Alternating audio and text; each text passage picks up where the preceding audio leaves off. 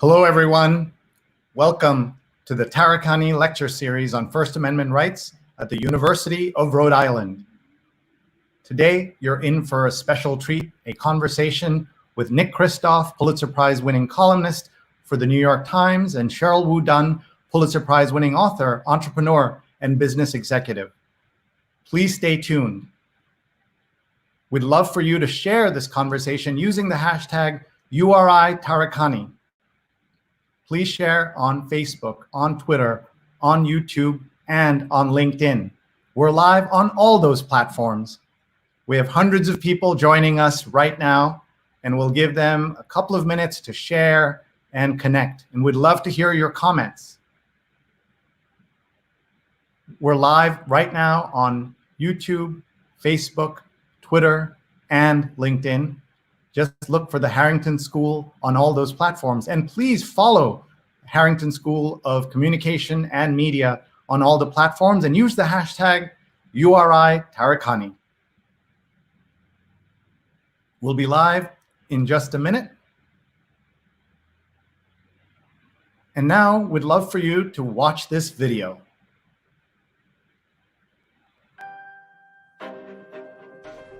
At URI's Harrington School of Communication and Media, every day is an exploration. With global learning opportunities and high-profile internships, Harrington prepares us to be critical media consumers and creative media producers in the rapidly changing 21st century marketplace. in strategic communications, in multimedia journalism, In sports media, in writing and rhetoric, in information analytics, in digital media, film, and TV. Our tight-knit learning community is tailored to build a solid foundation for powerful creative communication, and a lifetime of achievement and opportunity, wherever our passions lead. Discovery, opportunity, impact. The Harrington School of Communication and Media at the University of Rhode Island. Visit today.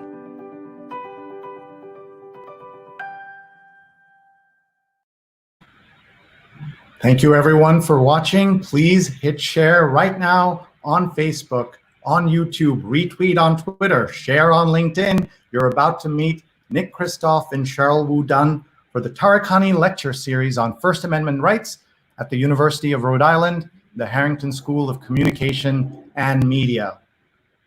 Hello, everyone.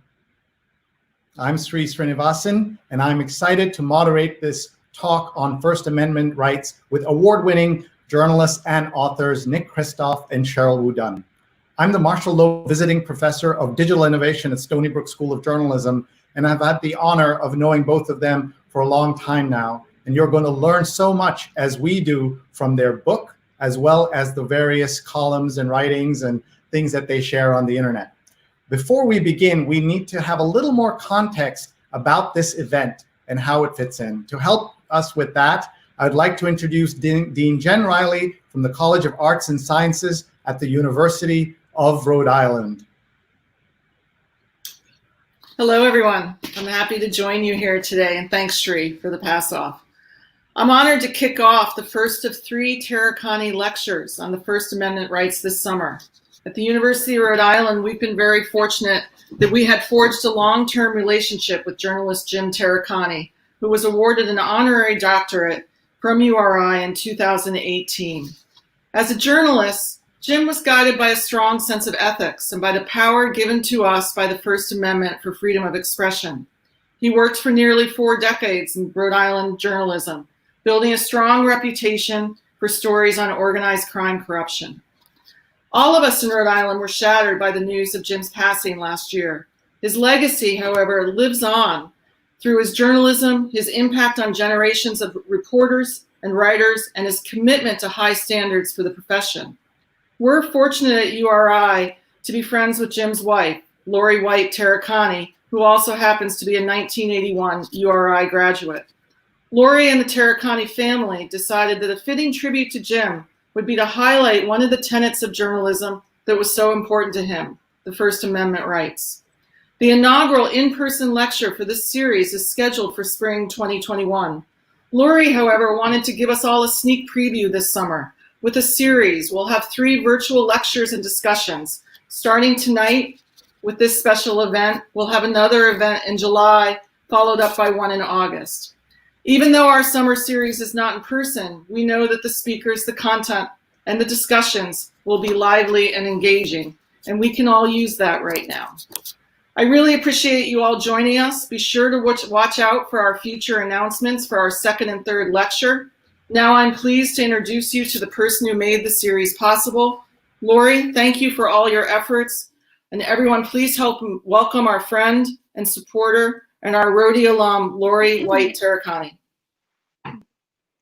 Thank you very much, Dean Riley. It's a pleasure to be with you today. And thank you to the entire University of Rhode Island community for coming together to make this possible. So we are so pleased that the Taricani Lecture Series on First Amendment rights is in fact beginning today at URI. As the Dean mentioned, we have 3 virtual events, all of them addressing the importance and the impact on the First Amendment on our democracy. And I want to point out that the URI magazine last quarter, I think, expressed it so beautifully in terms of what's at stake: speaking the truth, expressing ideas, and embodying civility. Jim, as you know, was guided strongly by the First Amendment in his journalism, and he knew that protecting those rights is critically important, not only for a journalist, but also for all of us. I am really heartened as legacy continues at the University of Rhode Island under the leadership of President David M. Dooley. The University of Rhode Island is reinforcing its time-tested role as a place where freedoms of expression protected by the First Amendment, religion, speech, press, and peaceful assembly are honored and advanced. So I'm thrilled that the Taricani Lecture Series on First Amendment rights will feature courageous global and local journalists, and we will hear from them during the course of the summer, as well as other thought leaders who have really powerful stories to share so that we all might learn together and gain new insights. So thank you very much to the entire Harrington School of Communications family. Thank you, President Dooley. Thank you, Dean Riley. And also thank you to Lil O'Rourke, President of the University of Rhode Island Foundation, for helping to make today's lecture possible. And also, of course, to Nick and Sheryl for being with us and being so generous with their time this evening. Back to you, Sree. Thank you very much. So nice to see you, Lori, and thank you for all you're doing in helping us with this project. We want to tell you that we are partnering with the Harrington School of Communication and Media at the University of Rhode Island for this event. Let's start our discussion with 2 brief videos from URI journalism majors explaining what the First Amendment means to them. Hi, my name is Teresa Brown, and I'm a rising senior at URI. I'm a triple major in journalism, writing and rhetoric, and Italian, and I also act as the editor-in-chief of the Good 5 Cent Cigar newspaper on campus. The First Amendment is so important to me. It's what allows me to do my job, to be a voice for the voiceless and a monitor of power. And it also allows me to tell the wonderful stories of people that are also practicing their First Amendment rights, especially in a time like now when people are protesting and speaking up against the injustice and the racism throughout the United States. Thank you, and we have another video. Hi everyone, my name is Imani Fleming and I am a rising sophomore at the University of Rhode Island. I'm a journalism major with a political science minor and I'm also a staff reporter for our school newspaper. I wanted to talk a little bit about what the First Amendment means to me, because to me it is the literal backbone of being able to call myself a student journalist. It not only allows myself and my peers to report and write on the issues that we're passionate about, but also on the issues that are essential to the URI community. More recently, I've been able to exercise my First Amendment right by participating in peaceful protests here in Chicago.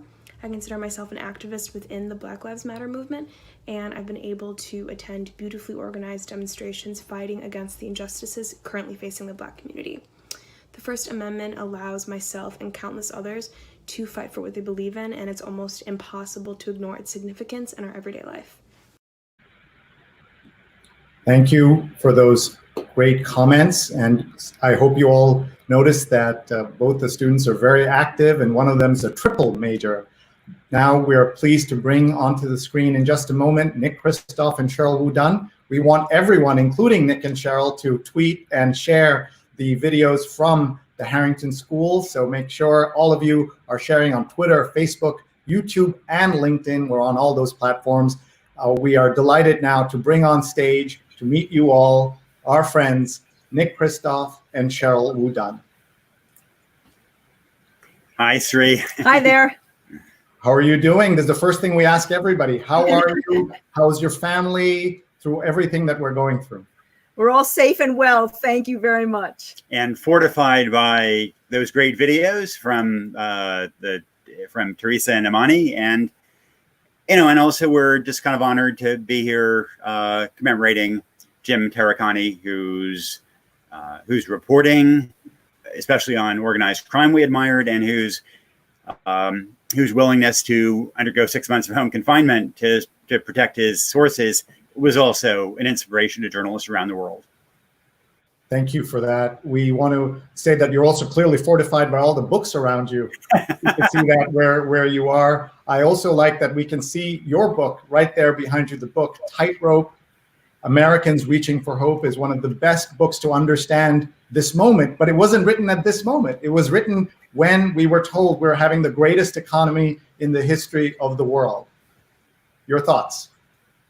Yes, well, I certainly think that there is a lot that we were writing about in Tightrope that just was so underscored by what happened with the pandemic. Tightrope really focused on a small rural town in Oregon called Yamhill. And I'll let Nick talk a little bit about the people that we wrote about, because a lot of them were his very friends. But we also went around the country and we talked about, we found people who were experiencing the same problem. We had been foreign correspondents overseas, and we had covered a lot of poverty in the developing world. And we would come back to the US once a year on our holidays. And as we started learning more about the people who were living in Yamhill, we would talk to them. They were working on our farm. And we started realizing that there was a humanitarian crisis going on in our own backyard. And we were totally ignoring it because we couldn't believe that there was a humanitarian crisis going on in the wealthiest nation in the world. And so that's how Tightrope was born. And the reaction that people have had from all over the world reading your book, they've understood a lot more about what's happening in America today. Let's fast forward past the launch of the book to the multiple crises we're going through in America right now. We have a crisis in the financial sector. We have a crisis of the economy. We have a crisis of healthcare, and of course, a crisis around racial justice. So I'd love to hear your thoughts on all three of them. And I know, Nick, you've been in the thick of it covering all three. Yeah, and in many ways, COVID has preyed upon these broader inequities that didn't begin a few months ago, but really began, I think, 50 years ago. And we talk about American exceptionalism, but in many ways, America was actually much more within the framework of other advanced countries through the 1960s. We had the similar health metrics. Government as a share of GDP was similar to other countries. And then the United States kind of systematically began to cut taxes and, I think, to underinvest in its citizens. And it did that in part for racial reasons, because investment in social services, in healthcare, was often stigmatized as disproportionately helping African Americans. And the result was that everybody in the country got hurt, and the country became less competitive with others. And COVID has magnified that. African Americans are dying about 2.5 times the rate of whites from COVID, reflecting comorbidities, reflecting lack of similar access to healthcare. And, at the end of the day, the US is the only advanced country in the world that doesn't have universal health care, the only advanced country in the world that doesn't have universal paid sick leave. And when you don't have those things, then the entire country becomes less safe. Diseases spread. And one of my hopes is that we will come out of this and not just develop a stronger system to fight pandemics, and not just become more aware of the need to fight systematic racism, but also address 50 years of kind of unequal education, K through 12 education, for example, or the fact that we're the only country that doesn't have some kind of universal childcare, to really address some of these broader inequities that now we are talking about. So I think that in normal times, it's very easy for people who are sort of in the middle to upper classes to say, oh, yes, it's a shame to have this great inequality, but I'm not sure what difference it makes to society, because there's always going to be people who are going to be less well off and people who are going to be better well off. But in fact, what we're seeing now, what COVID is doing, it is really illustrating why it is so important for all of society to care. We talk about the people who are basically the working class. The working class, it turns out, are the essential workers, because when we talk about the pandemic and how essential workers must still work, are allowed to work when we do self-isolation and quarantining, it's those people in the working class who are delivering our food, who are actually putting groceries on the shelves in stores, that are stocking the warehouses, that are delivering the mail, that are driving the buses to get essential workers to work, or driving the trains. And these are the essential workers that we are finding. And it's not just that, because they also are at more risk of getting the COVID-19. But we're also finding that when you have a spread of infectious diseases, every person counts, no matter whether you are rich or poor. You can spread it, and you can actually protect yourself just as much. Whether you're rich or poor, you have an obligation. You're part of society, and you actually can play a role in either preventing or actually spreading. And so I think we find that we all should care about the way other people are being treated or mistreated, because it does have an impact on all of society. I mean, it's we have a very unusual society compared to other peer countries, and it makes it a little bit more difficult for us to impose quarantining the way China does, for instance. But I think that what I hope will come out of this is a recognition among people, the haves, that the haves really need to care a lot more about the have-nots, and so that we need to think about education more for the have-nots, getting rural, basically, fiber, in the same way that we had rural electrification, decades ago. We need to have internet for all. We need broadband, in the rural areas, because we see that, a lot of distance learning doesn't work if you don't have broadband. And those are the people who are afflicted are the people in the working class. So I do think that I hope that a lot of these inequities are not only exposed now in COVID, but actually will be corrected, as we emerge from COVID, the pandemic and the crisis. Thank you, folks. We have hundreds of people watching right now. Please tag and share so that more of your friends can watch us live or later. You can hit share, or you can just tag them in Facebook or on Twitter so they can watch later. I have a question about how this all comes under the issue of the First Amendment. Please talk about that, because what we have seen in the last just 3 weeks since the death of George Floyd, there have been many examples of where the First Amendment is brought up as something under direct siege. Can you talk about that, please? So the First Amendment offers a corrective mechanism when the country screws up or when a locality screws up. And so in Providence, when there were issues with organized crime, so Jim Taricani was able to address that through journalism. More broadly, when the country goes astray, then people can assemble, they can speak, and they can engage in freedom of the press to try to call attention to these kinds of inequities. And they are, to some degree, they're being challenged in a way that I think all institutions are being challenged today, particularly those that traditionally have played a kind of referee role in American politics and society. So I think that's true of journalism. I think it's true of lawyers and the courts, the intelligence community, to some degree, the civil service. And as Americans have become more polarized, as President Trump has, I think, tried to delegitimize the referees of that debate, then these institutions and norms are being challenged. And I think journalism is part of that, that broader framework of challenging institutions. And this is also, a global challenge. So when President Trump calls the press the enemy of the people, at the end of the day, I'm not going to be sent off to Guantanamo. I'm not worried about that.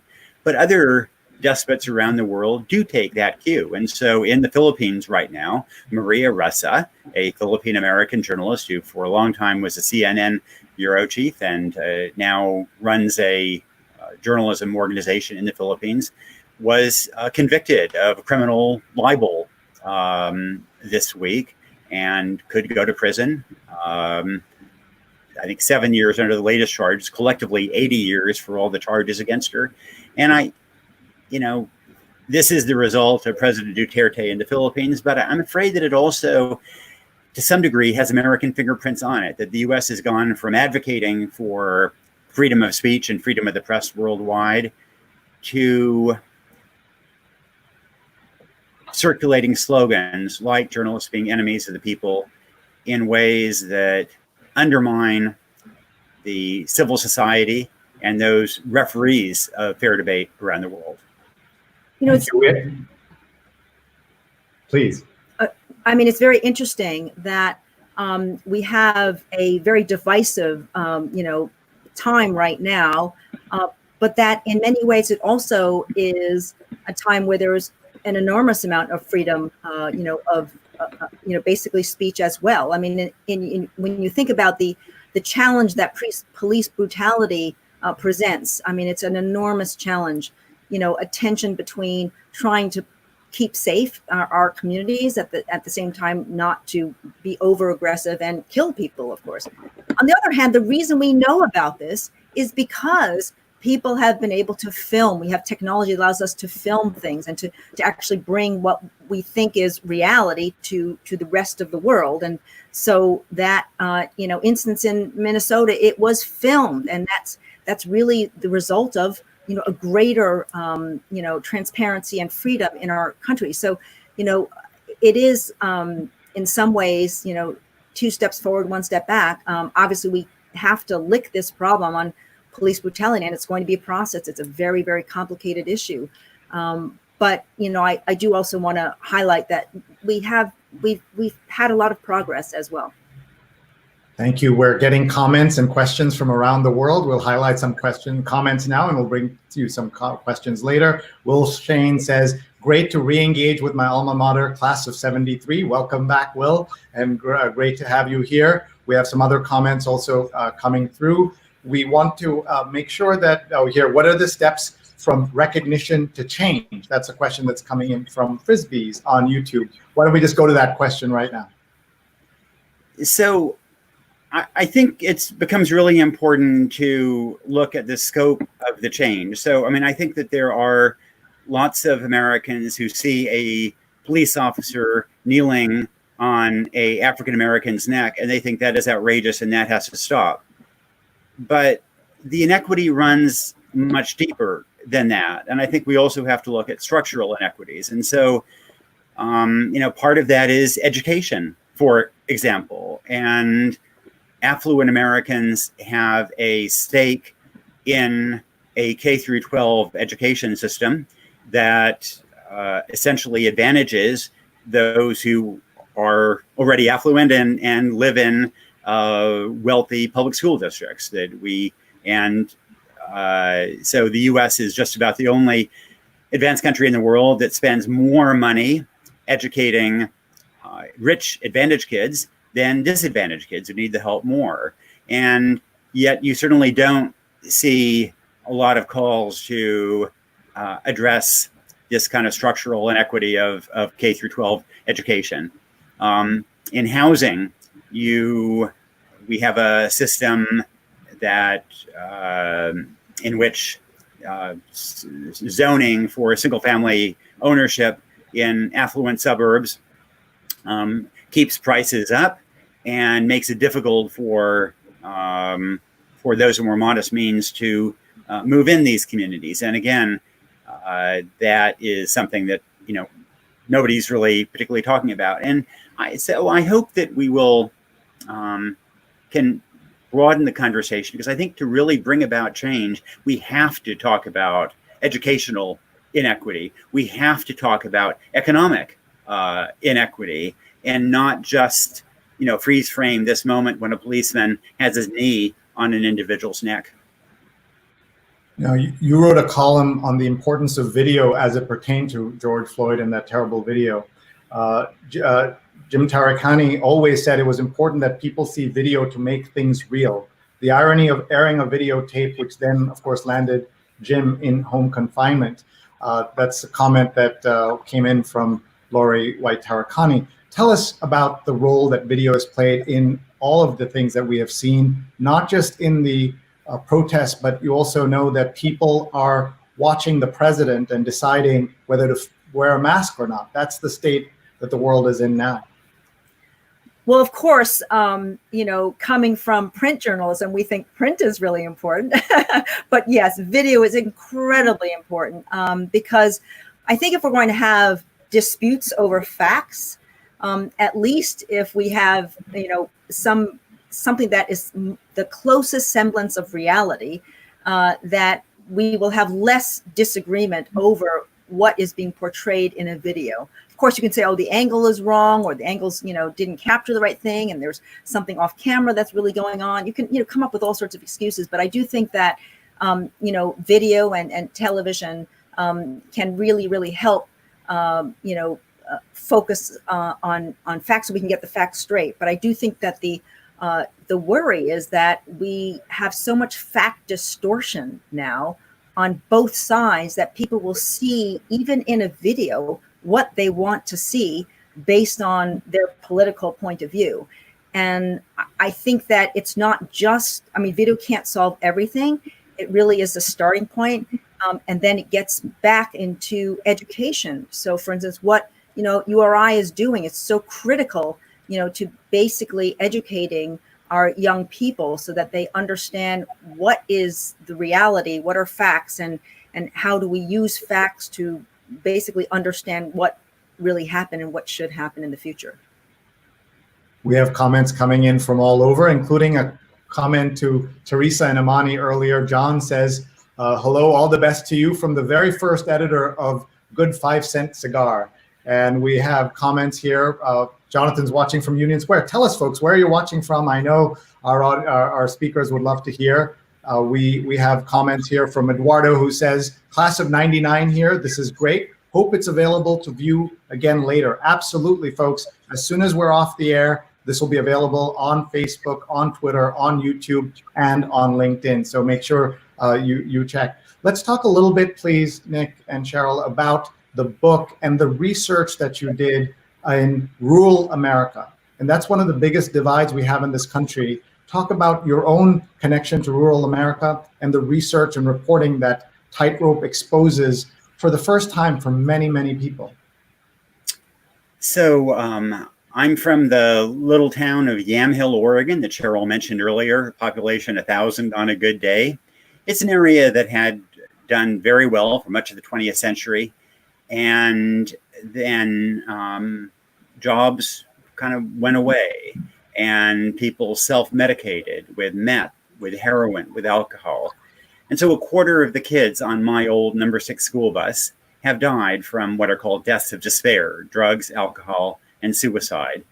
And this is something that we're seeing indeed in much of the country. It's the same pattern in Kentucky or northern Maine.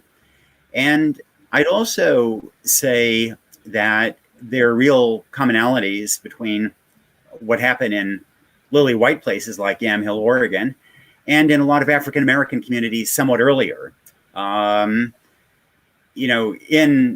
In white areas like Yamhill back in the 1990s, there were a lot of pejorative comments about struggles in African American communities. And people talked about how the problem was what they called Black culture and about deadbeat dads. And meanwhile, a great African American sociologist at Harvard, William Julius Wilson, said, no, it's about jobs leaving. And he was exactly right. Because when jobs left white areas like Yamhill or left Maine or West Virginia, you saw the same patterns unfolding. And one of the lessons to us was that when people lose jobs, then that is not only a loss of income, but maybe even more important, it's a loss of identity, of self-esteem that is maybe harder to rectify than that loss of income. And I think it's worth bearing that in mind at a time when up to 40 million Americans have lost their jobs because of the COVID-related crisis. And of course, the US response to COVID contrasts with that of Europe, where there was a great effort to preserve jobs. In contrast, the US effort was to provide a stream of unemployment benefits, but not to keep those jobs. I think that was a historic mistake and will make it harder to recover from that crisis down the road. Yeah, I think that it's important to recognize that other countries are doing things, our peer countries are doing things in a different way. And there's another example that I want to hark back to that happened during the financial crisis, after the financial crisis, when the automakers had actually laid off auto workers, both in Detroit, but also in Windsor, Ontario, Canada. So we had a nice comparison. And so what happened in Detroit was that people got unemployment benefits. They got a little bit more than normal because of the circumstances, but they also lost their jobs because they lost their insurance, health insurance, because that went with their jobs. So there's a huge burden on those families, a double burden, because they lost their job, but they also lost their health insurance. Over in Canada, of course, they did lose their jobs, but they didn't lose their health insurance because there's national health insurance in Canada. And on top of that, the government stepped in and said, wait a second, let's see where there is a need for jobs in Windsor. And they looked at the different industries and they saw that nursing had a huge need. And so they actually facilitated training programs for these laid off auto workers to learn more about nursing so that they actually can start getting jobs in the nursing field where there were jobs. And look, it's probably not their dream job, but they were reemployed much more quickly and ushered back into the workforce, so they didn't suffer the things that Nick was speaking of, a loss of purpose, no sense of mission, in addition to no income and no health insurance. So there wasn't this pile-on that, American workers had faced. And I think that's a lesson for what's going on right now in COVID as well, is that, there are remedies, there are solutions that can be deployed. And we shouldn't just think about the old ways of doing things. Okay, give them unemployment or, extend the unemployment benefits. There are other things that the government can do that are much more creative and that we see work in other countries. And speaking of other countries, it feels to a lot of people that America has lost its way. If you just look at when the first confirmed case arrived in South Korea and America on the same day, and the outcomes since then, 100,000 people dead here versus a few thousand in a country like South Korea. Can you talk about that? And what is the lesson for us who are kind of thinking about the despair in America today? So one of the things I've learned in covering the world over decades is that few things matter more in the long run than governance. And we've always prided ourselves on having good governance, maybe particularly in public health. The CDC has always been held as the model. It's no accident that China calls its public health agency the CDC, that there's an African CDC. And yet we fumbled our COVID response. We fumbled testing. We also fumbled the sense of urgency that was necessary to respond to it. And then, as I alluded to earlier, I think we fumbled the economic response by pushing people out of jobs and then trying to provide unemployment, whereas, Germany and Denmark are going to have unemployment peak at between 5 and 6%. Ours will probably peak at more than 20%, depending on what metric you use. But in a larger sense, I think this failure of governance is deeper and goes back even further. One of the things that I found really sobering was we reported on Denmark and even before COVID, workers at McDonald's there. And, a starting salary at a McDonald's in Denmark is about $22 an hour when various allowances are baked in. They get 6 weeks paid vacation. They get a defined benefit pension plan. They get a year maternity leave. So how is it that McDonald's can have a business model that allows a $22 an hour burger flipper? So it's not just about minimum wage, although I do think minimum wages should be addressed. If the 1968 federal minimum wage in the US had kept pace with inflation and productivity, it would now be more than $22 an hour rather than $7.25. But it's not just that. Maybe the troubling thing was that a worker at McDonald's flipping burgers worldwide tends to be at maybe the 20th or 25th percentile of the labor force. In Denmark, somebody at the 20th percentile of the labor force is a high school graduate who is literate, who is numerate, and is actually a highly productive worker for Denmark. In contrast, a worker at McDonald's in the US at the 20th percentile level is not a high school graduate, is not very literate or numerate, may well have a dependency or a disability. And that is not something we can change overnight. That's a reflection of the fact that we let ourselves go from number one in high school graduation rates around the world in the 1960s to below number 30 today. That as other countries provided universal health care, we slip behind, so that a child in the US is 55% more likely to die by age 19 than a kid in European countries. And I think we have work to do. And I hope that the COVID-19 crisis reminds us of that work that needs to be done. And it's particularly true of communities of color around the US, but it's frankly some heavy lifting for the entire nation. And it's not just a matter of social justice, of these broad inequities. It's also a matter of American competitiveness. We cannot compete with other countries around the world if millions or tens of millions of Americans are not high school graduates and don't have that toolkit that enable the country to compete effectively.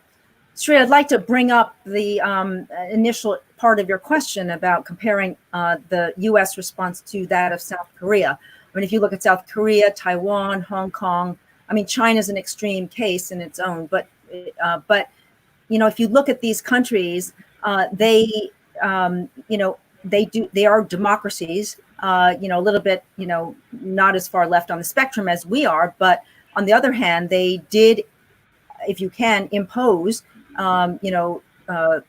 policies that probably wouldn't have been so well received here, partly because of our First Amendment and our individual rights culture. So, for instance, in South Korea, they had, the government helped facilitate the creation of a contact tracing cell phone application where everybody had to download it, and so that if you were spotted or caught having or determined to have COVID, then every other person who had been in the path that you were in physically, this is using GPS geophysical, location services, they would notify that person, oh, you were just in the neighborhood or very close to someone who was exposed to COVID, a minute before you got there. So you should go and be tested.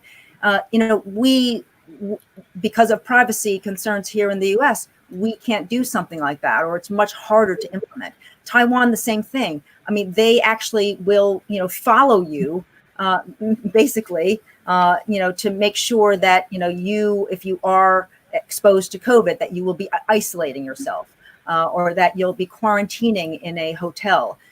There's just this enormous, we would think of it as Big Brother, but on the other hand, they weighed, the trade-offs and said, this is what we need to do to prevent the spread of COVID. And so, we're doing it. So there are trade-offs. We wouldn't do something like that. So we need to use other methods, that are a little bit more costly. We use phone, people calling up, other people who were exposed to COVID and as contact tracers. So we hire, it's more labor intensive, but we hire people to call, the people when we understand that they've been exposed to COVID. It's just a, obviously different societal approach, but there are trade-offs. Sure. Robert Hawkins is watching. Greetings from Mexico, class of 76 and former Narragansett Times editor. Thank you for your insights. Roseanne says, Tightrope is a must read. Thank you, Lori White, for this lecture series in memory and honor of Jim. And thank you, Nick and Sheryl, for your participation. So folks are watching all over. Teresa from Maryland. And we've had multiple invitations, Nick and Sheryl, to have you come back to Rhode Island. People are encouraging you to come. Sujana is watching from New York and says, walking through a slowly opening Midtown New York City, getting educated and inspired. Thank you very much. So it's great to see all of these comments coming in. Folks, please keep writing in. We'd love to hear from you. We now want to get in a couple of questions from University of Rhode Island journalism students.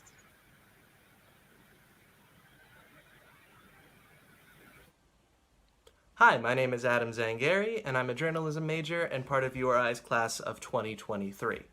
So my question is this: one of the most enduring parts of the legacy of Jim Taricani, the man who this event was named after, was his willingness to endure 6 months of house arrest in order to protect an anonymous source.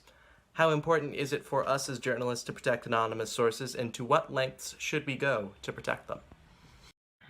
Okay, so let's take that question first. Go ahead, Nick and Sheryl. Well, so when we were in China, the biggest concern we had was protecting our sources there. And, every time we went out to meet someone, I remember so many times I would, wear a little disguise. I would put a hat on, and then I would have a second layer of shirt so that I could take off that shirt when I went under a bridge, so that I would come out with a different color shirt. I would go, drive to a hotel, go into the hotel, do a little, whirlwind, and then go out the back of the hotel, so that without my car, so that, people wouldn't know that I actually wasn't staying in the hotel. And then I would take a taxi, and then I would switch taxis in the middle. I would do so many different things just to make sure I wasn't caught.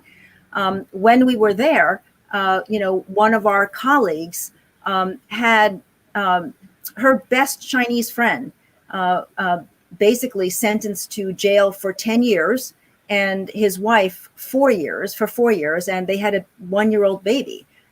It was just the most, devastating thing that I can think of, that anyone would have to live with, someone who you knew very well, your best friend, was being sentenced to jail. So, and that isn't even, us having to suffer for it. And in China, of course, we knew that we as journalists wouldn't suffer the consequences. It was going to be our sources who would suffer the consequences, because that's how China, basically punished foreign journalists, by attacking their sources. So, here in the U.S., it's much different. We don't have that kind of fear, although there are these unusual circumstances, just like with Jim and what he had to go through. And I admire him enormously. I mean, here I've had 3 months of quarantining, and even so, I've had to go outside because I couldn't take me cooped up in the house for even 3 months, and he had to do it for 6 months. So I know that that's really, really hard. So I do admire him enormously. I just hope that, in our society, we don't have to, reporters shouldn't have to go through that, because they're trying to, because there is a government trying to penalize someone for leaking the truth. I mean, I just really hope that in the future we'll not have such so many instances of that in the future. I would just add something to that. To those journalism students here, I'd say that the most important thing you have in your journalism career, it's not your writing skills, it's not your source list, it's not your brilliant TV presence, it's your integrity. And there are, frankly, too many journalists around the world who leave a certain swath of destruction behind them because they are advancing their own careers at the expense of those sources who help them. And that is true abroad in places that Sheryl and I worked. And it is also becoming a risk in this country. And I think it is absolutely essential and a fundamental test of that integrity that one protects one's sources above all. And we were certainly challenged with that in China. In Iran, I was once arrested and threatened with imprisonment unless I told the name of a Iranian who had said something very critical of the regime. And obviously I did not do that. In the US as well, in a lawsuit, I was ordered to reveal a source. I did not do that. I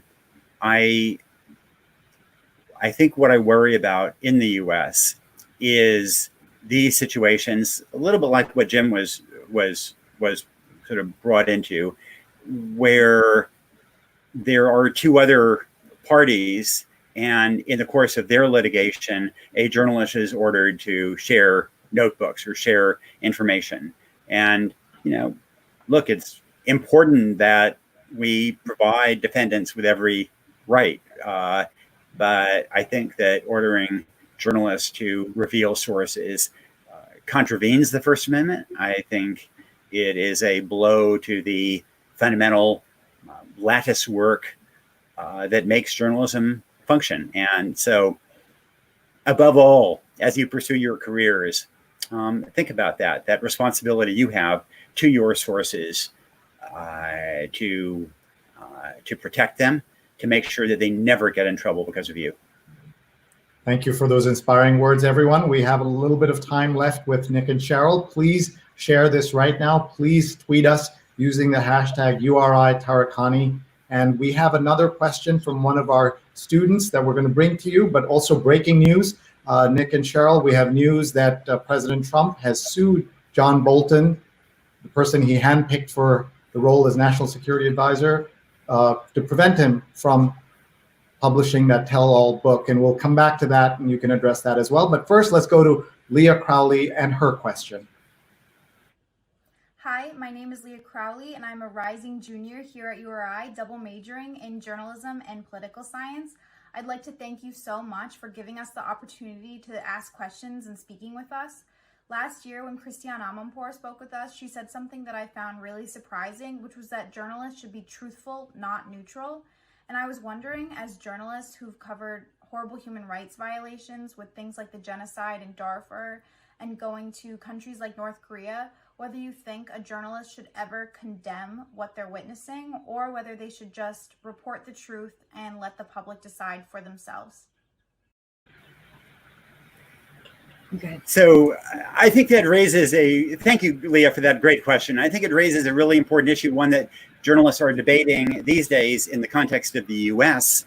And that is that we, as journalists, we tried to maximize truth, and we also tried to maximize fairness. And the idea was that if we were fair between a competing argument, that would indeed serve the interests of truth. That you quote from both sides and you let the public figure it out. But there have been times in American history and times abroad when that kind of process doesn't seem to work very well. In the McCarthy period in the US in the early 1950s, late 1940s, early 50s, didn't really work to quote Senator Joe McCarthy, and also quote the people who's accusing of being communists, and simply let the public figure it out because they didn't know what every journalist covering it knew, which was that McCarthy was a big blowhard. In the civil rights period, it didn't really work to quote Police Chief Bull O'Connor and the civil rights protesters he was attacking and let the public figure out who was telling the truth, because people didn't necessarily know that Bull O'Connor was a lying, repressive local official. During Vietnam, it likewise just didn't work, just to quote U.S. spokespeople about the progress supposedly the U.S. was making in the Vietnam War. And so when there is a tension between our obligation to be fair and our obligation to tell the truth, then I think that, as you suggest, Leah, I think that that obligation to truth is a higher responsibility. And I thought about this a lot during the 2016 presidential race, because when you looked at polling, the public seemed to think that Hillary Clinton and Donald Trump were approximately equally dishonest.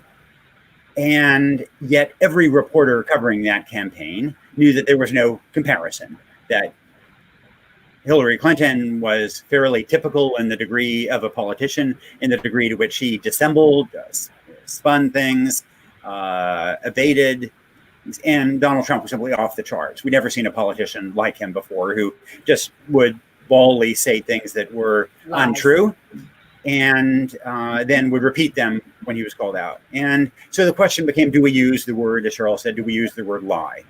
And different people answer that differently. I thought that we should, to share with the public what we knew, that he was different in the way he was willing to say things that he knew were completely false. So I thought we should use the word lie.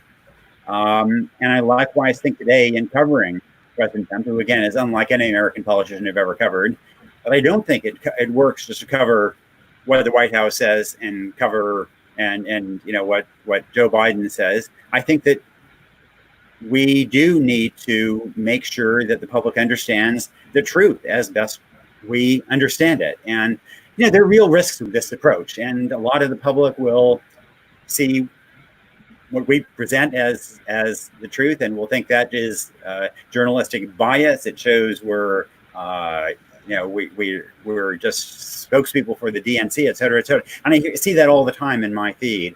But I do think that in the long run, when we are tested like this, there are some times in history when we fundamentally have to make sure that we are conveying the truth as we understand it and not just settle for fairness. Well, I think that the way that we dealt with that when we were in China, for instance, I mean, the Chinese government outright lied. I mean, they said there was, nothing going on in Tiananmen Square, when of course there was. I mean, we faced a very similar situation where you had one group that is just outright lying, and we knew what the reality is. And I think what's really important for reporters and journalists to do is give context. That's the way we presented it, is that, especially when you're working in a foreign country, most people don't know anything about that foreign country, only the specialists do, but the vast majority of Americans know nothing about what's really going on. So you always have to give them context. And, basically truthful context, your integrity is really at stake, because you don't want to, totally give a slanted version, but you want to give context. And I think that's what's really important here in the US as well, is that, when the president lies or something like that, one needs to give context, not just repeat verbatim what he said, but give the context that, alludes to the fact that this may not be true. And I think that's what's important in terms of reporting the truth. It's not just what someone says as a truth, but it's also the context that gives you an understanding of the truth. That is very important as well. Thank you. We have a few minutes left. Folks, please keep posting your questions and comments. We'll try to get to as many as we can. We know we won't be able to get to all of them, but thank you so much. And we're using the hashtag URI Taricani. First thing I'd like to do is to bring Lori White back onto the screen, because we want to talk about the First Amendment. And Lori has a t-shirt that she is going to show us. Let's see if we can get that on there. That's the back of the t-shirt. It says, "Congress shall make no law abridging the freedom of speech," etc. You can see that there, or the press, First Amendment to the US Constitution. She's going to flip it around and show us that on the other side, it says, what part of no law don't you understand? And she's also wearing the same shirt. In fact, she's wearing Jim's shirt and the same shirt she has on. And so she's wearing Jim's and she's holding up her own shirt. So obviously, these are folks who understand and honored the First Amendment for their entire careers. And I want to ask you a question that's come in that's very interesting. Peter asks, are there bad sides to the First Amendment, Sheryl and Nick? Go ahead. So, I periodically cover, I've written a lot about gun issues. And so I go occasionally to gun shows, and I am really troubled by some of the books that are sold at gun shows about how to make bombs, how to release anthrax, how to make sarin nerve gas. And, I think these are real tests that we need to wrestle with. We understand that one can't shout fire in a crowded theater. One can't libel somebody, but, those are, extreme boundaries. And when I'm at a gun show and I see a guide to making sarin, I'm a little bit reassured because the chemists tell me that it's actually a lot harder to make than, following this guidebook might not be enough. But I'm, I worry about that. Right. Well, I think that we've seen how messy democracy is as well. I mean, we can't impose in the same way that we saw in South Korea and Taiwan and Hong Kong. When we have pandemics like this, it's much harder for the government to, so to speak, impose policies that it would actually stop the pandemic in its tracks. I mean, we're a much more, democracy is messy. We are much more rights oriented, freedom of speech, which is great. But the downside is that it takes much longer for us to implement things and to have a discussion where we build a consensus and get something done. So, for instance, that's why it is so hard to get, consensus on healthcare, on a national healthcare discussion, because everybody has a different point of view, and people are very strong in their passions for their point of view, and so nothing, we get to stalemate. So there is that messy side of democracy that makes it harder for us to get things done. Okay, here's on screen, Diane says, "So grateful you two can share the truth and share it. Thank you very much."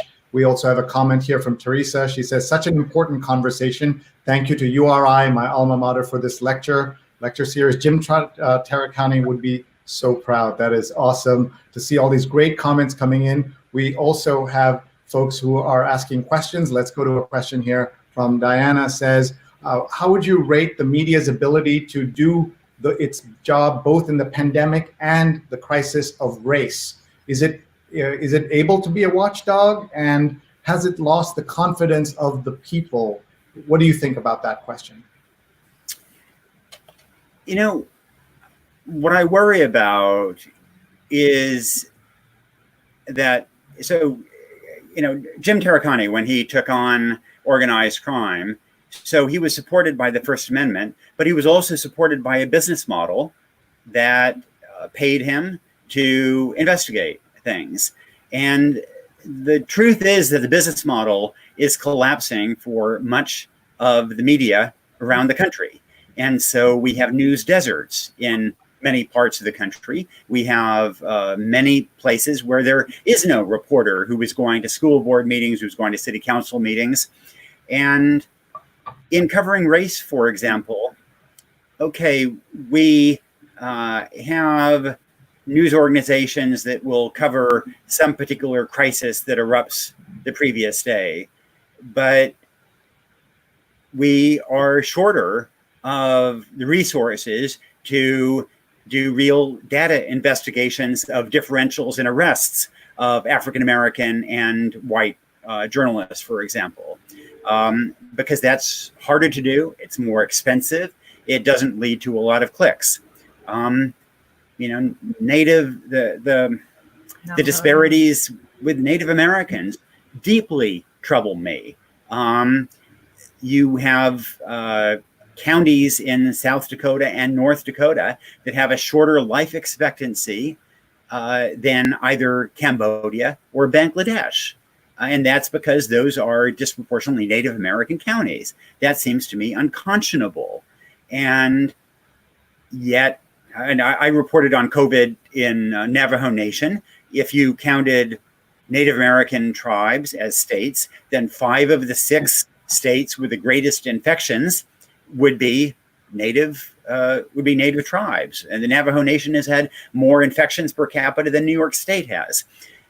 And, I think that these are a lot harder issues to cover because there's less of a natural audience for them, because they're more expensive.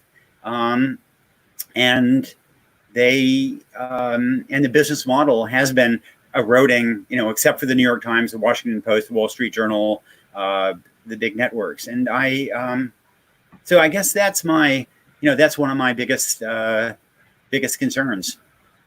Thank you. We see here, Bill Bartholomew says we need a Taricani statue, something I've called for over a decade. Put it up outside of Supreme Court of Rhode Island. Before we go, we want to give you a chance to give us a couple of closing thoughts. Sheryl, first to you. Well, I really want to thank everybody for joining us to discuss this incredibly important topic at this time. I think that what Jim Taricani stood for was something that, I've never suffered. So I really admire what he went through. And I think that journalists should remember that, there's a cost sometimes to doing the reporting that we think is really, really important. And, I think sometimes we journalists, authors, we lose sight of that, because we've been very lucky not to have to suffer, in the way that, obviously, Jim did and other people in other countries do. We enjoy, a much better environment than journalists in other countries around the world. And so I do treasure that. So I just want to say, I'm glad that this lecture series really does focus on reminding us, what kind of luxury we do have in this country. I would just say first to those of you who are aspiring journalists at URI or elsewhere, I hope that you will understand as you pursue your careers that at its best, we in journalism are not just making widgets. We're not just another service, but this really is something that is fundamental to civil society, to accountability, it's an institution that I think we are seeing in this administration is an important referee, an important part of our checks and balances. And one result is that it asks more of you in terms of truth telling, sometimes in terms of risks taken, and hold yourself to that standard. And to those of you who are not aspiring journalists, I'd say hold our feet to the fire, hold us accountable as we try to hold others accountable. Look, we screw up in journalism. We have real debates in our own communities about what we should be doing, what we shouldn't be doing, what is appropriate, what isn't. There are no perfect answers there.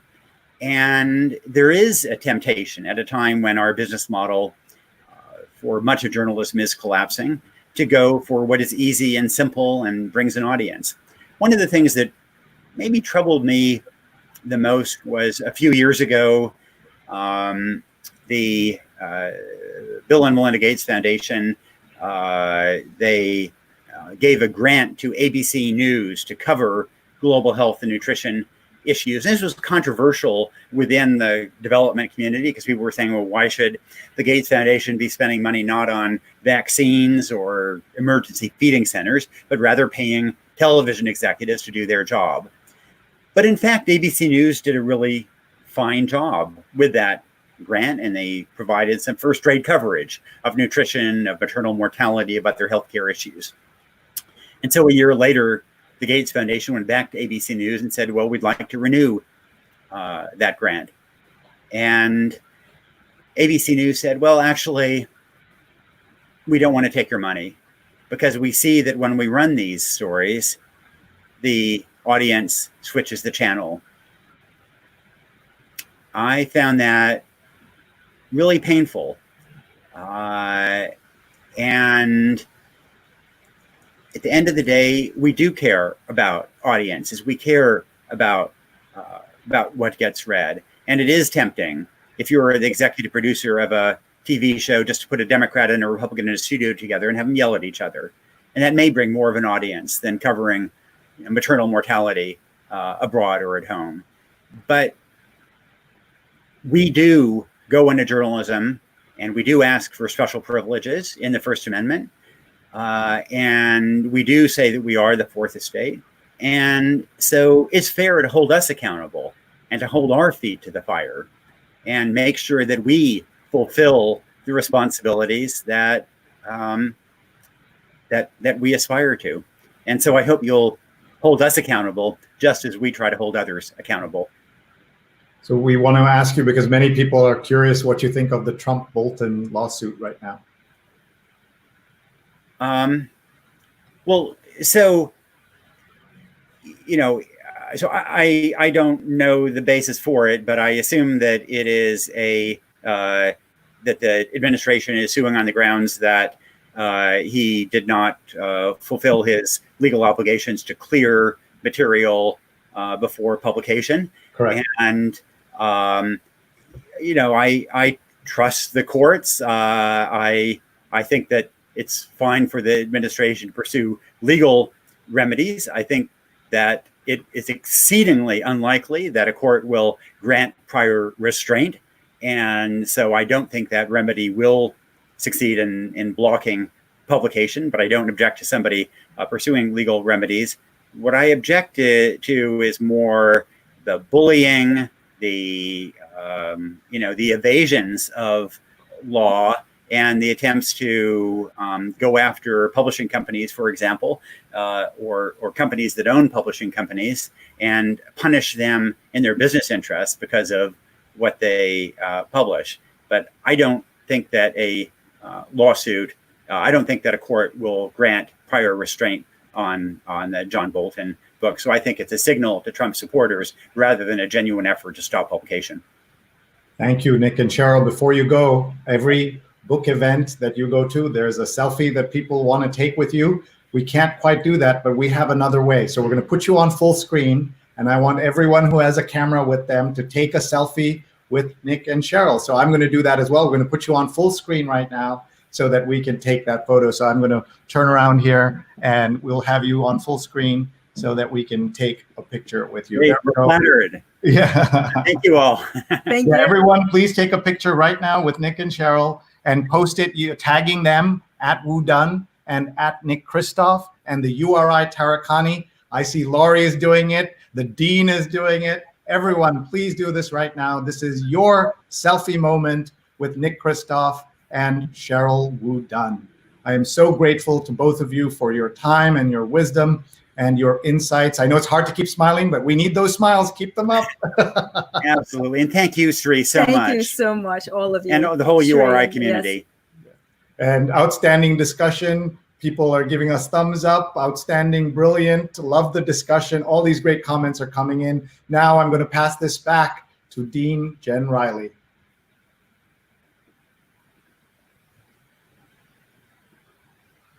That was fantastic. Your comment.